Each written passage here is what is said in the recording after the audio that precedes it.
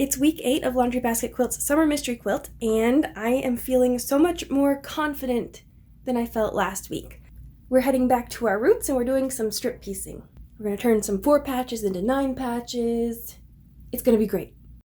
This week we need our background fabric, accent fabric, and the main fabric. Adita suggested using a medium fabric, but I'm leaning more towards my darker shades. So I like this fabric. I think it's just a little too green for that orange. And I'm liking these darker almost, this is like an almost navy color. And it also picks up that orange. So it's between this and this. I'm not liking these two very similar styles together. The line art, and this is metallic and this is white, but I just think I think it's sort of redundant. So I'm going to lean towards this more open illustrative fabric with little pops of color.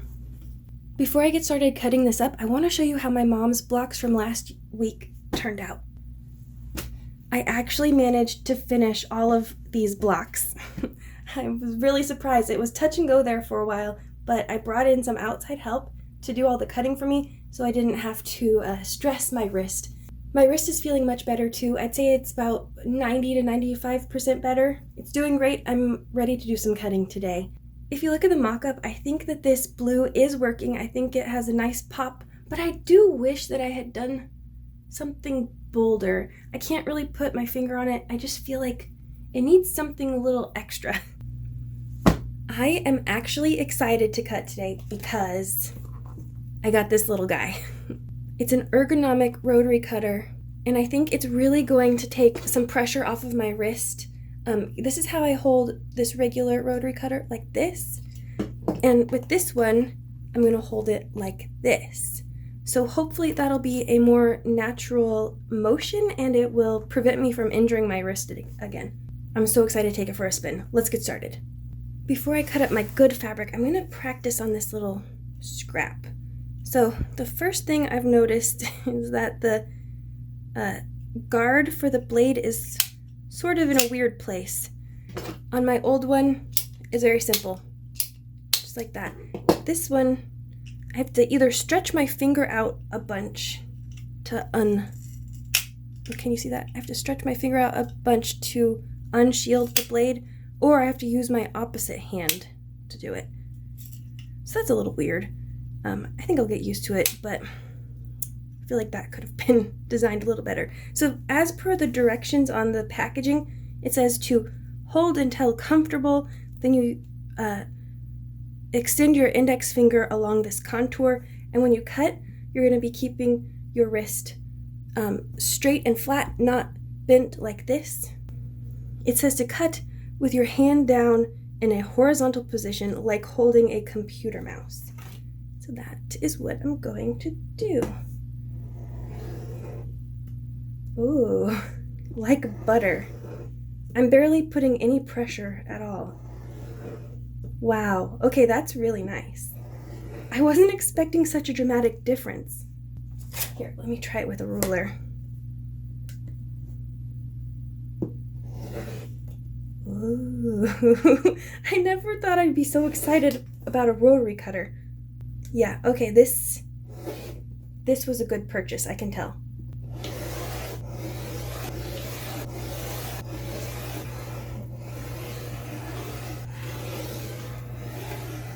After cutting, I have 3 half width of fabric strips for my accent, 3 for my main color, and 4 half width of fabric strips for my background, along with 16 squares for my background.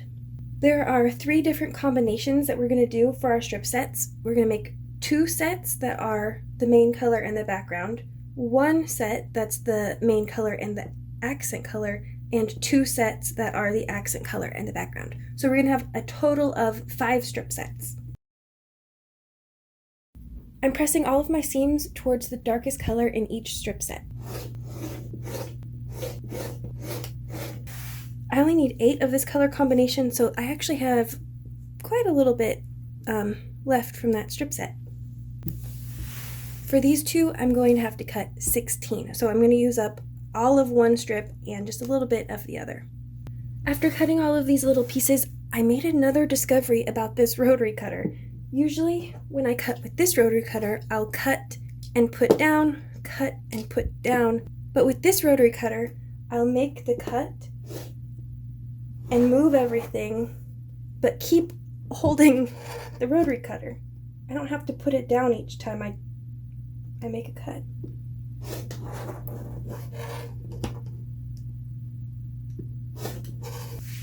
I'm going to take these chaotic little piles to my sewing machine just like this, and I'm going to match them up as I go instead of matching them up beforehand, because they just nest so nice and neatly very quickly. So I'm just going to keep them separated by colorway and go from there.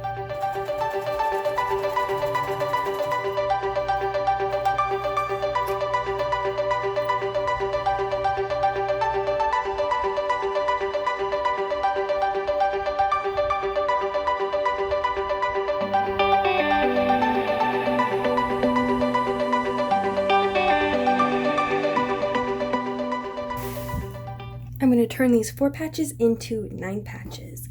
And I'm going to start in the center with my accent color and main color block. And then I'm going to take my cue from that center block and continue the line of my main color from corner to corner. And I'll do the same thing with the accent color. So the orange goes from corner to corner as well. And then I'm going to fill in the spaces with my background squares.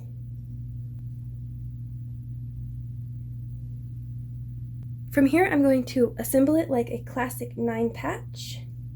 I'll sew all these seams, then I'll sew these. Then I'm going to press towards the inside, towards the outside, towards the inside, so that each row will nest. And then I will sew the rows together. But, like always, let's skip ahead to that finished block. I actually managed to finish all of my blocks in one evening. That is a nice change. I'm very happy I don't have to worry about finishing up little bits and pieces for next week. And I managed to finish them without any flare-ups of my wrist pain. Thanks to this little guy, my new little quilting buddy. If you're curious about this rotary cutter, I'm going to leave a couple links in my description so you can go check it out. There's a right-handed version and a left-handed version, and there's also different sizes of blades that you can choose from. So I know I've only used it once, but I already recommend it. As far as my blocks go, they came together really quickly, really easily with these little 4 patches. I'm still not a fan of this orange, but in the context of my quilt, I still do think it works. And it's interesting how the orange in my quilt sort of enlivens the quilt top, and the blue in my mom's quilt sort of calms it down. I think that's really the power of color language at work. It's really interesting to see the differences in the same quilt done in 2 very different colorways. If you enjoyed this video, don't forget to like, comment, and subscribe, and I'll see you again next week for our final clue. I can't believe there's only 5 blocks left, and then I can put it all together.